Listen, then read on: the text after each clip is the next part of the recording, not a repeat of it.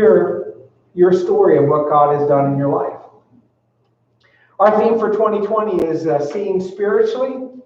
And so this is what we're trying to do this year. We want to see, what is God doing? We see with our eyes, but what's going on in the spirit realm? What's the bigger picture of what God is doing in the world? God is all about redemption. I tell you what, I'll give you 2 years of Bible school right here in a nutshell. When you read the Bible, this book is all about redemption. And if it seems confusing to you, maybe it's because you're too focused on the details at first. Think about this first. This is God's redemption story. This is how God is redeeming the world. That's what the whole book is about. That's also the key to navigating life and to navigating circumstances, is to know that what God is doing is he is redeeming the world to himself. Now, how does that help you navigate life and circumstances? I can tell you, as a pastor, I get invited into a lot of tragic circumstances. And sometimes when I'm invited into a situation, maybe it's the death of a family member, maybe it's a family that has lost their job and lost their livelihood. Whenever I'm invited into that situation and invited to give input, I always have a question. God, what are you doing here? Why do I ask that question? Because I assume that God is already working in that situation. Why? Because that's what God does. God is about redeeming. So just because tragedy happens, just because something happens that goes horribly wrong, doesn't mean that God has forsaken us. In fact, it means that God is in that situation and he is doing something. So I appreciate what you said, Alan, because you were speaking out of the same assumption that God is doing something in this situation, right? This whole virus and everything that we're going, you're assuming by what you're saying, by the way that you're praying, that God is already in this, he knows about this, and he is working through it. That's a fair assumption to make. Why? Because that's life. God is redeeming. We call this series Redemption Stories. There's a short book in the Old Testament called Ruth, which tells a story about the ancestors of King David. This book has been highly acclaimed for its literary quality. When Ben Franklin was the U.S. ambassador to France, he occasionally attended a club called the Infidels Club, a group that spent most of its time searching for and reading literary masterpieces. On one occasion, Franklin read from the book of Ruth to the club as it was gathered together, but he changed the names in it so it would not be recognized as a book of the Bible. You see, when you have a club with a name like the Infidels Club, these are not believers that are gathered. But when he finished, they were unanimous in their praise. They said it was one of the most beautiful short stories they had ever heard and demanded that he tell them where he had run across such a remarkable literary masterpiece. It was with great delight to tell them it was from the Bible. And when they professed to regard with scorn and derision, and in which they felt there was nothing good. Redemption always makes a great story. Can I have that water there on my seat there? Redemption always makes a great story. We rejoice when someone who's the underdog ends up on top. Isn't that what makes a great movie? We're close to Philadelphia here. What's the all-time iconic Rocky? Of course. The little guy ends up on top. That's a redemption story. We use redemption to describe second chances. Stories that go from tragedy to triumph, rags to riches, from failure to success. We're going to look at 3 such stories in this one little book. 3 characters. First of all, there's Naomi, a story of tragedy and of recovery. There's Ruth, a story of finding love after loss. And there's Boaz, story of a truly good man and what it really means to be successful. And then we're going to tell one final story. And the beauty of it is, this story is going to fall right on Resurrection Sunday. One final story, our story. Our story as the people of God. Because woven through these three stories is this idea that God always has a plan for our redemption. And each of us can have our own redemption story because we have a God who specializes in turning bad things into good things. If you have your outline, you can take a look at this first point. Let's talk first of all about the necessity of change. And we're going to start reading in Ruth chapter 1, the first 5 verses. In the days when the judges ruled, there was a famine in the land. And a man of Bethlehem in Judah went to sojourn in the country of Moab, he and his wife and his 2 sons. The name of the man was Elimelech, and the name of his wife Naomi, and the names of his 2 sons were Mahlon and Chilion. They were Ephrathites from Bethlehem in Judah. They went into the country of Moab and remained there. But Elimelech, the husband of Naomi, died, and she was left with her 2 sons. These took Moabite wives. The name of one was Orpah, and the name of the other Ruth. And they lived there about 10 years, and both Mahlon and Chilion died. So the woman was left with her 2 sons. So the woman was left without her 2 sons and her husband. Wow, that's a sad beginnings. Kind of reminds me of the kids' movie Finding Nemo. I remember I took my kids to see this movie. You know, they were all small at that time. I think Elizabeth was just a baby. And we go to this wonderful kids movie and think it's going to be, you know, this wonderful happy movie about a little happy fish, you know. And in the first 10 minutes of the movie, everybody's traumatized. You know, everybody dies. Well, that's the way the book of Ruth begins.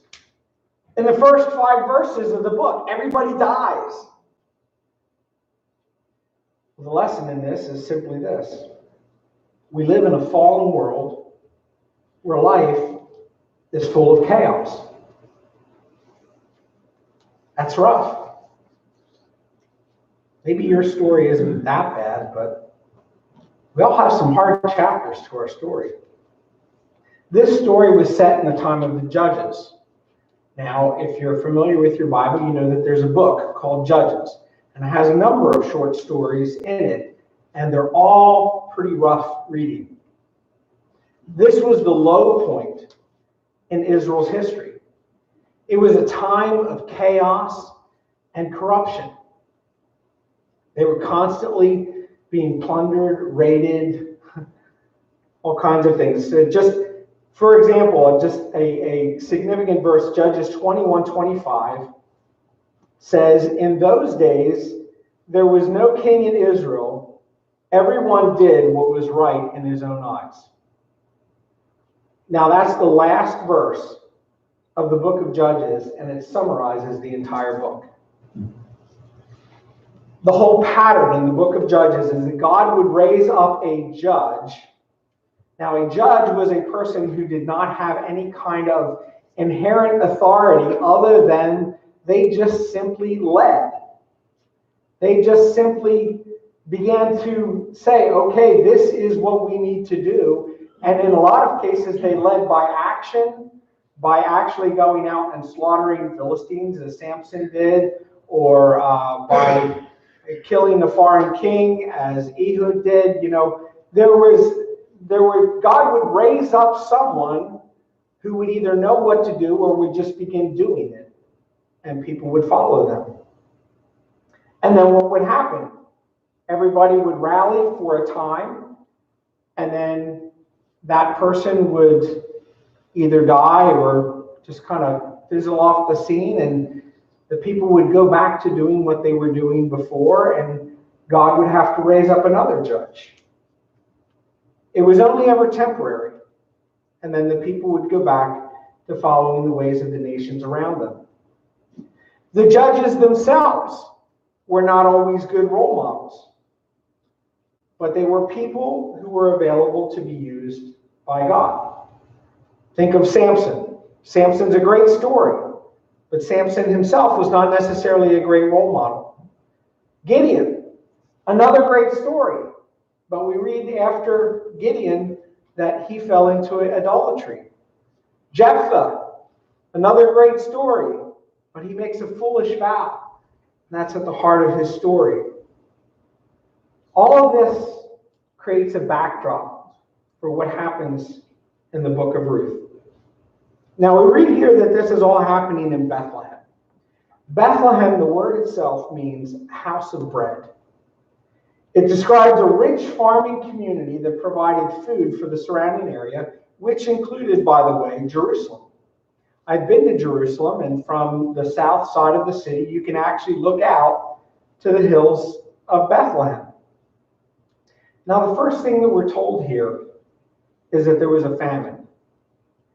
Meaning that if Bethlehem is a house of bread, if this is a farming community that is supplying food for the city, and there is a famine in the land, that means that their main source of income is now all of a sudden not doing so well.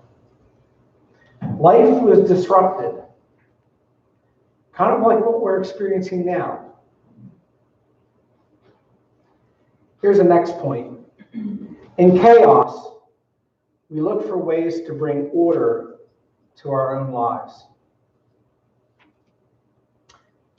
Judges 21:25 says, in those days there was no king in Israel. Everyone did what was right in his own eyes. So we're introduced to this character who is called Elimelech. Do you know what Elimelech means? It's a Hebrew word that means our God is king. So here you have a man whose name is a prophetic declaration. There is no king in Israel. But Elimelech, his name is, our God is king. In other words, there's a prophetic destiny on this man's life. Why is a king important? Because a king essentially brings order. We have order right now because we have a government that is telling us this is what you ought to do and these are the guidelines, right? As much as we don't like it, it brings order. That's what a king does. Well, the declaration is our God is king. There was no king in Israel, but Elimelech means our God is king. Now keep in mind, this is long before the time of the monarchy, but King David would eventually come from Elimelech. Elimelech was also an Ephrathite, which meant that he was from the leading clan of Bethlehem. Where do I get that? I get that from 1 Chronicles 4:4. One of those genealogy passages. And Penuel fathered Gedor, Ezer fathered Hushah. These were the sons of Hur, the firstborn of Ephrathah, the father of Bethlehem. So here you have a man who is one of the leading clans of Bethlehem, and he has this prophetic destiny on his life to declare our God is king in a time when there was no king. In the Bible, and also today, names are important. Not only do they describe a person, but they're a prophetic declaration about the person's life and about what God is doing. So in the time of the judges, these people were asking for a king, but God wanted them to see him as their king, not an earthly ruler.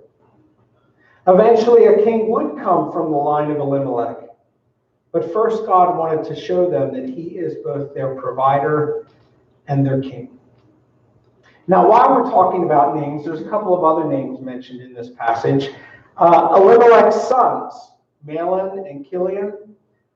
Interestingly enough, the commentaries tell me that these are not Hebrew names at all. They're Canaanite names. And they mean something like sickly and weakling. Okay? So here you have a guy whose name is his prophetic destiny. Our God is king. And his sons are named Sickly and Weakly. If that's a description of what he saw in them, then I guess his sons could never measure up to their father's expectations. Elimelech carries a prophetic destiny, but things are not going well for him. The economy is drying up around him. His sons are a disappointment to him. He's more influenced by the world around him than he is making an impact, as evidenced by the fact that his sons have Canaanite names and not Hebrew names. Now, his wife, Naomi, that name means pleasant. So then there's that. He has that going for him, right? So Elimelech's prophetic destiny is to declare that Yahweh God is king, but his life is out of control. What did God command his people to do? He commanded them to live in the land and to possess it. But Elimelech, whose life is out of control, is just trying to survive. Brings me to my next point. The only way to survive, it seems, is to adapt and change. For Elimelech and Naomi, survival meant leaving their homeland. Now, Moab is southeast about 50 miles across the Jordan Valley and across the Dead Sea. Now, because of the way the landscape is in Israel, you have the hills of Jerusalem, and Bethlehem is just south of there in that hill country. And then there's a flat land below that. The Jordan Valley goes way low, and then the plains of Moab rise up on the other side. So on a clear day, you could probably see the plains of Moab from Bethlehem. It would be like those hills in the distance calling to you. You can imagine for Elimelech that he probably looked out and he saw those hills and he's like, bet they have water over there. I bet you can still grow crops over there. Wow, things are getting pretty bad around here. Maybe I should go over there. Maybe I should take my family over there. Famine in Bethlehem must have been fairly local, or perhaps as it's recorded in the story of Gideon, maybe they were constantly getting their crops raided. They somehow felt compelled to go to a region that had historically been hostile to Israel. Now, the Moabites are actually their cousins, also descendants from Abraham through Lot. It was incest. It was through Lot's daughters, so there's that story. That probably would have been a bit of a deterrent. But you remember that when Israel was about to come into the promised land, Balak, the king of Moab, hired Balaam to curse Israel. In the early time of the Judges, we find that the Israelites are paying tribute to Eglon, king of Moab. So these are essentially their occupiers. These are their masters, as it were. Well, for some reason, they were motivated to go there. Their sons took wives from the region. The boys likely came of age while they were living in Moab. And Elimelech dies in Moab. The text seems to imply that this preceded the marriage of the two sons. Perhaps marrying Moabite women was just another way that they could survive. The point is that every event in this story is taking this family further and further from their homeland, further from the God of Israel, and further from the prophetic destiny that God has for them. Let's talk now about the certainty of loss, and let's read a little further. Ruth chapter 1, verses 6 to 14. Then she, Naomi, arose with her daughters-in-law to return from the country of Moab. She had heard in the fields of Moab that the Lord had visited his people and given them food.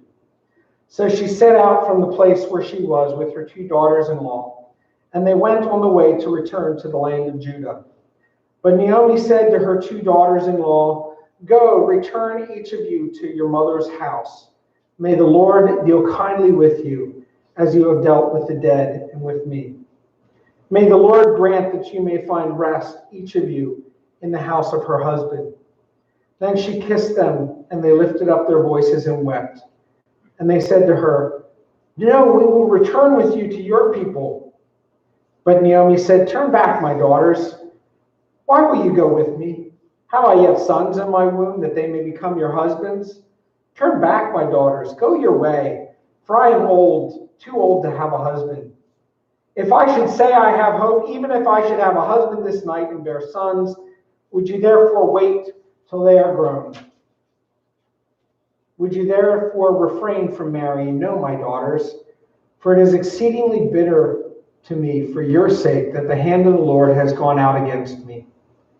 Then they lifted up their voices and wept again. And Orpah kissed her mother-in-law, but Ruth clung to her. Up until this point, the story has been mostly about Abimelech and his sons. But the story and the sermon is actually about Naomi.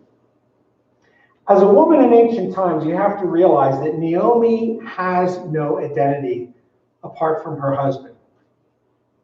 I know that's hard for us to imagine. I relate closely to friends in India, and in Indian culture, things still operate a lot this way. So it's a little easier for me to understand. My friend Pastor Mark was here visiting me one time, but his daughter was about to give birth. And he said, "I need to get home before my daughter gives birth." And I'm like, "Why?" He says, because I'm the only one who can take her to the hospital. And I'm like, "Really? Your daughter can't just check herself into the hospital?" He's like, "No." He says, "They need myself as the head of the clan, as the head of the tribe. I'm the one that the hospital wants to do business with, not her or her husband or any other family members." You see, this is the way things were in that society, and still in some parts of the world today. The father, the head of the family, he's the one that everybody talks to. He's the one that can transact business on behalf of the family. Naomi, as a widow, and not even having sons, only having daughters-in-law, who is going to speak on their behalf? How is she going to be able to function in society? She has no one to speak for her, which is the way things operated in that time. Now, everything in the story up to this point sets the stage for understanding Naomi's grief, her bitterness, and her hopelessness. Everything that she had is gone. And this is the point. Grief and loss is unpleasant. Now, I've chosen the word unpleasant. You can fill in whatever word you want there. Grief and loss,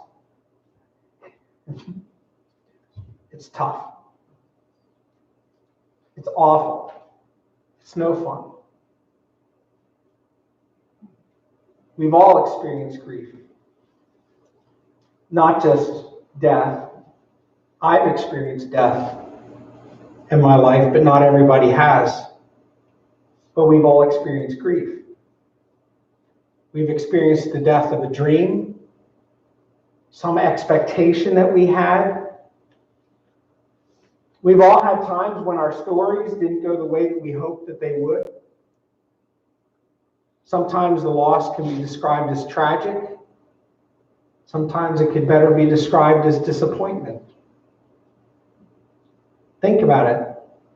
What are some of the losses that you've experienced in your life? I can list some of Naomi's losses. She's lost a husband. She's lost 2 sons. She's lost a homeland and a family, all those relationships, those connections that she knew. And then when she moves back, she lost whatever connections she had made.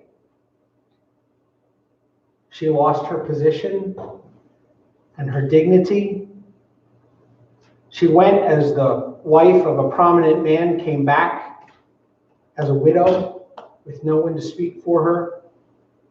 Whatever wealth or status she had before is completely gone. She reports to the people of Bethlehem that she went away full and she came back empty. Ruth 1:21, this is in another translation. She says, I went away full, and the Lord has brought me back empty. How can you call me Naomi? Remember, that means pleasant or favor. When the Lord has dealt harshly with me. When Shaddai, El Shaddai, remember that's one of the names for God, has brought misfortune upon me. Now, Naomi means pleasant, but she's not feeling pleasant anymore. Everything has gone wrong for her, and life has become painful and bitter. Her name means favor. And the name of God that is used here, El Shaddai, means God of abundance. But she is overwhelmed with misfortune. If there's anything that there's an abundance of, it's an abundance of pain.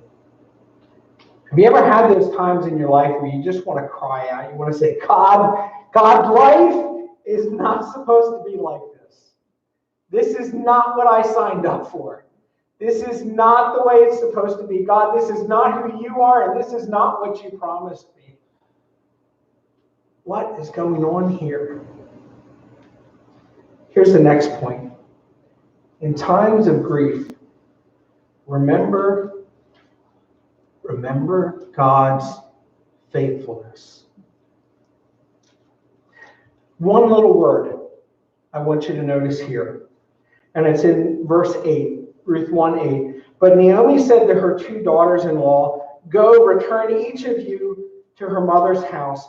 May the Lord deal kindly with you, as you have dealt with the dead and with me. May the Lord deal kindly with you. Somewhere in all of this pain, Naomi still had the faith to believe that God would deal kindly with them, if not with her.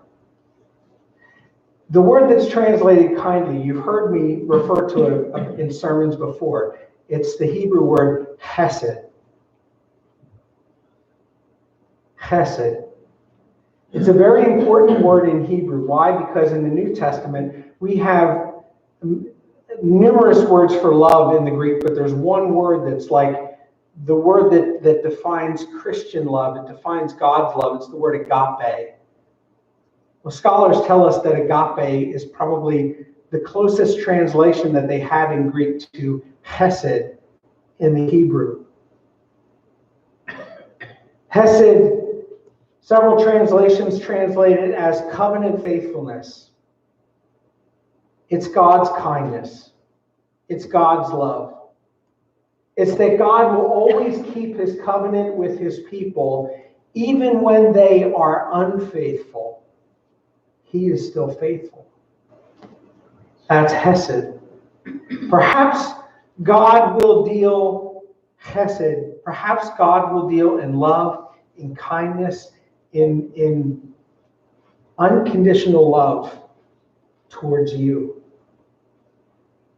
Naomi has the faith to believe that her two daughters-in-law may yet experience God's goodness, and she wants the best for them. Now keep in mind, they are Moabites. But Naomi blesses them by essentially saying that because they have been faithful to their husbands and to her, God, their God, the God of Israel, will be faithful to them and bless them. She's including Gentiles in the covenant of Israel. What a profound thought. Naomi has the faith to believe that God's goodness will extend to her Gentile daughter-in-laws. But here's the thing. She has trouble believing that God's goodness is there for her. Here's the point I want to make. At times of trauma, we have a choice. We have a choice. We can either shut down or we can move through it. I've studied this whole area of trauma, and I use this illustration. If you read the sermon that we posted last week, or if you listened to it, you'll notice that I mentioned trauma as being like a circuit breaker. You know, when our ability to cope becomes overwhelmed, trauma means that we shut down inside.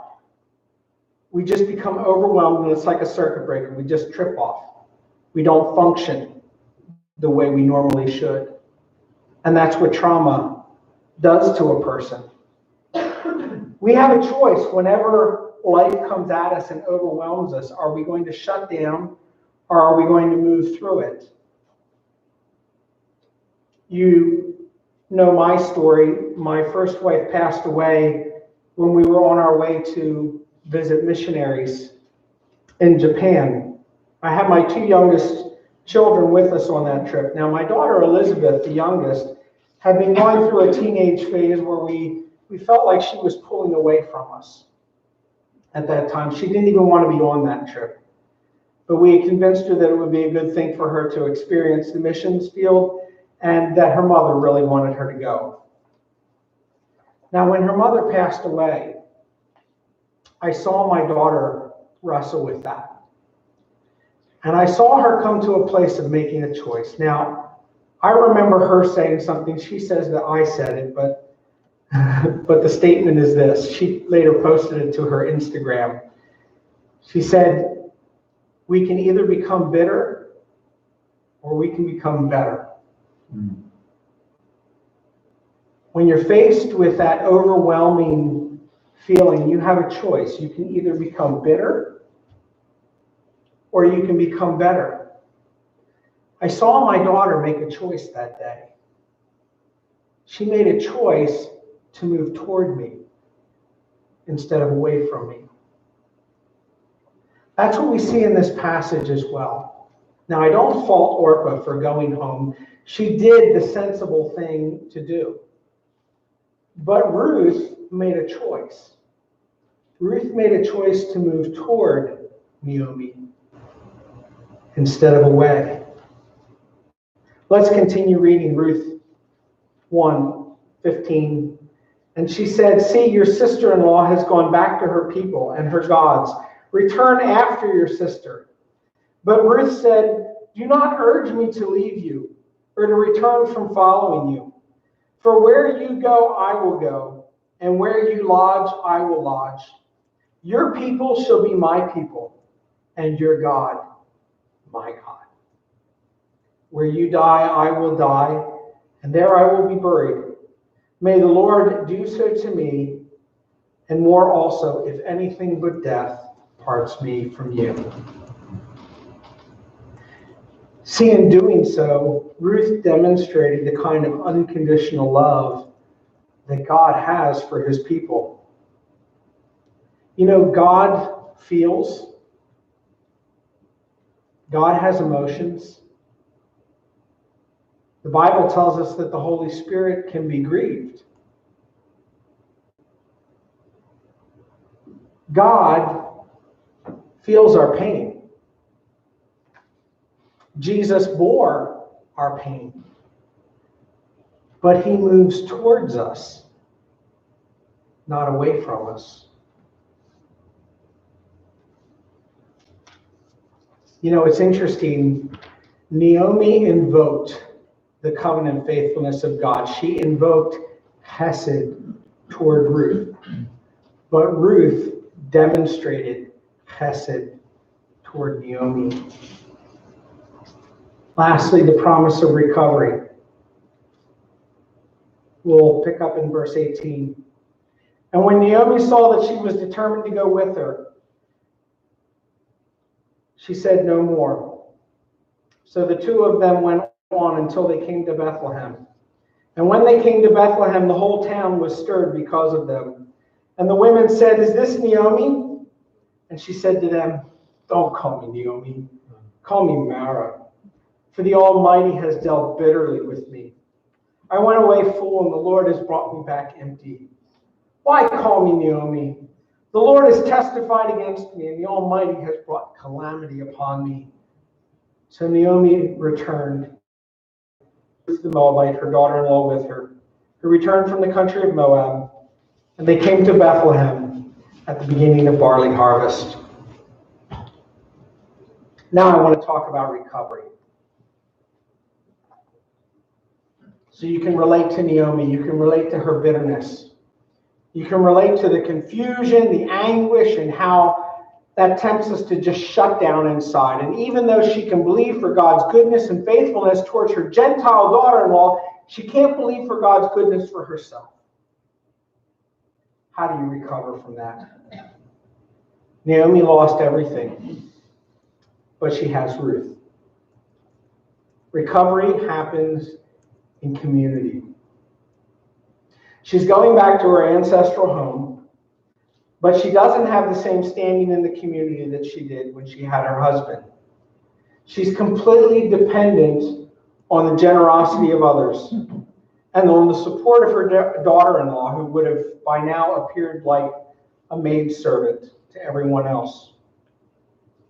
Without getting too far in our story, I can tell you that things do turn around for Naomi, and it's through the support of others. After seminary, I took a year to study global trauma recovery. We read stories and heard cases of communities that were ravaged by war and genocide. How do people survive under such extreme loss? One of the main ways that people survive is through community. People who feel the support of others will heal. However, people who isolate and are not allowed to talk about what happened, they continue to suffer for many, many years. And that bitterness can even go on to future generations. We need one another. And that's why I say, right now we may not be able to meet together the way we normally do, but we still need each other, because recovery only happens in community. It only happens where people feel supported. The more we isolate ourselves, and I realize that we have to do that sometimes physically, but mentally, emotionally, and spiritually, it's a dangerous thing. It's going to lock us into that bitterness and that fear, perhaps even for generations to come. If, however, we can talk, if we can tell our stories, if we can express those emotions, that's the path to healing. Secondly, recovery happens through transparency. Now, it may seem like Naomi is complaining. And you know what? It's completely appropriate, considering what she's been through. My wife likes to laugh at this because sometimes I say that she's complaining. She's like, no, I'm merely expressing. I need to do this, for my own health. And as a husband, I'm learning, it's good for me to listen. I don't have to fix it. I just need to listen because she needs to talk. I need to talk. People need to talk about their painful experiences. But it can be painful to listen to because we naturally empathize with one another's suffering. Empathy is actually a very important part of the process in healing. There was a study done years ago, professional counselors versus people who merely had an empathetic personality. And they found out that people with an empathetic personality did just as well as trained professionals. Don't want that research to go too far, right? Because empathy is really what we all need. All of Bethlehem, it says, was moved by Naomi's story. It's important to learn how to walk alongside someone who's suffering. I listed these points up here just so you can note them down. First of all, learn to listen without insisting on fixing. Chances are, people, they don't want you to fix it. They don't want you to tell them what to do. They don't even want you to solve their problem for you. They just want you to listen. And that's a hard thing to do, is to just listen without thinking we have to fix it. But it's an important skill to learn. Second of all, express emotion with them but not for them. You know, you've all had that person that you go to share something with them and they're like, oh, you poor thing, I feel so sorry for you. And what does that make you do? It makes you back off, and it's like, you're getting weird on me, you know? I don't want you to feel for me. I want you to feel with me. If you are expressing more emotion than they are, you're not listening well.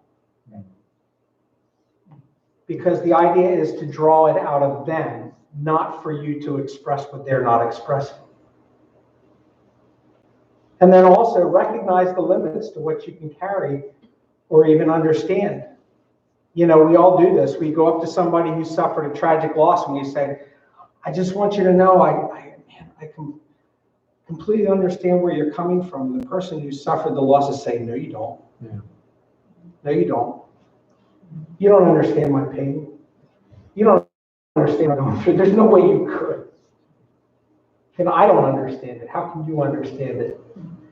It's important to recognize those limits and even recognize what we can carry ourselves. You know, I like the illustration that John Sanford shares in Elijah House.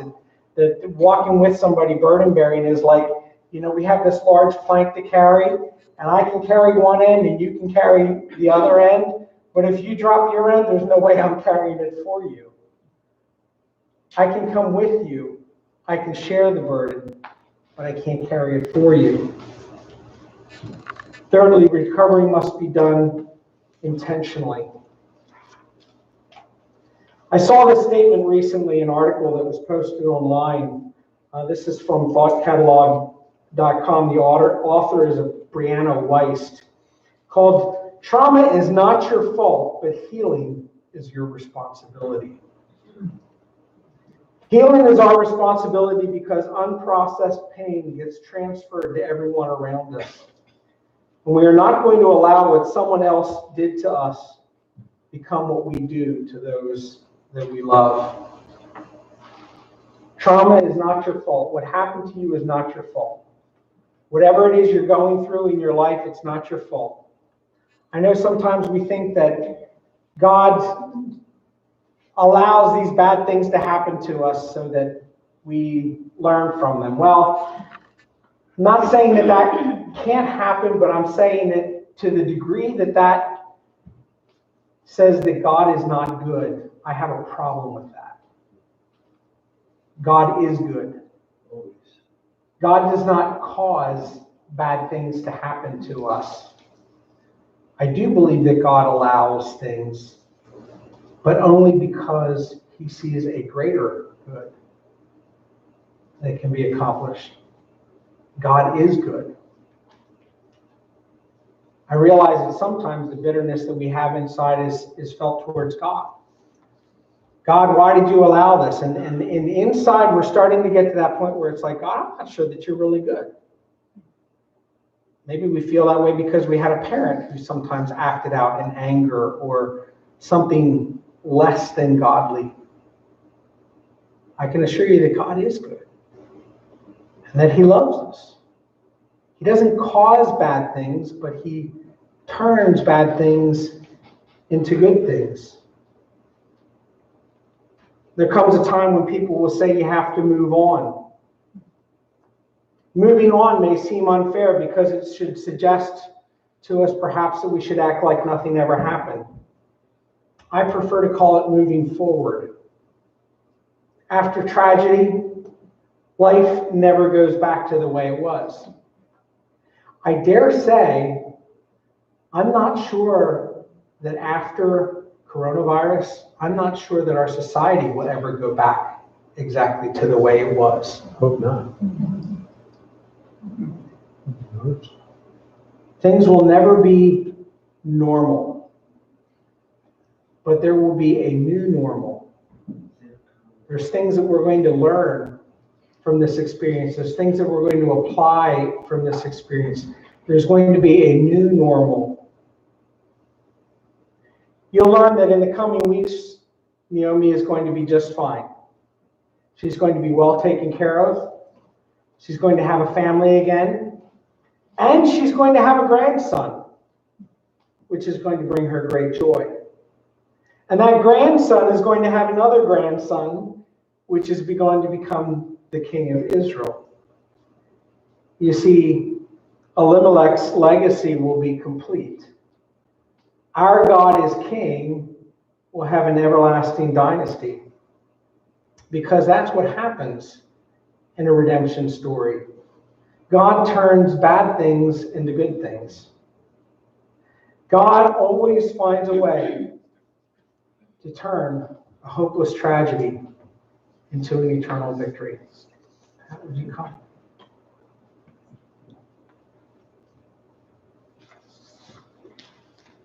I have some questions for us to reflect.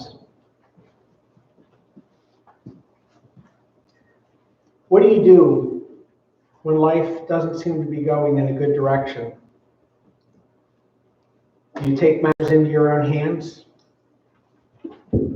What does it look like to trust God in difficult circumstances?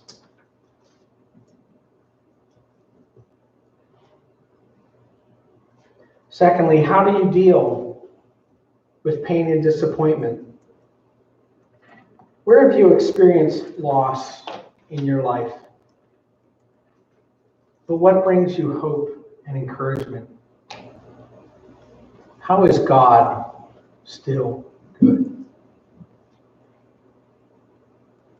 Thirdly, what has God brought you through? What has he brought you through? Think back just in your mind to a trying time where you felt helpless and hopeless. Could you have imagined the outcome while you were going through that trial? Could you have imagined that you would be where you are now? So what have you learned about God's love and faithfulness?